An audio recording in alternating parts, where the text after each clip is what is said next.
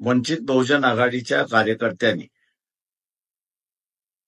एक लक्षात ठेवलं पाहिजे की इलेक्शन सुरुवात झालीय, आपले मतभेद विसरले पाहिजेत, मानपान बाजूला ठेवून पक्षाने दिलेल्या उमेदवाराचा प्रचार आपण केला पाहिजे.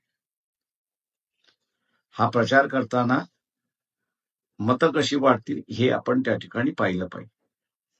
आणि यासाठी आदिवासी समूह आहे, मग तो गोंड आहे, गुवादी आहे, माना आहे किंवा इतर आहे, याच्याशी आपण संपर्क साधला पाहिजे. दुसरं,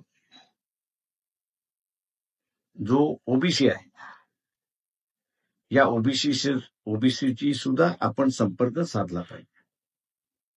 जो बीजेपीच्या विरोधात आहे त्याच्याशी सुद्धा आपण संपर्क साधला पाहिजे. आणि पक्षाला मतदान कसं मिळेल हे त्यांनी त्या ठिकाणी पाहिलं पाहिजे.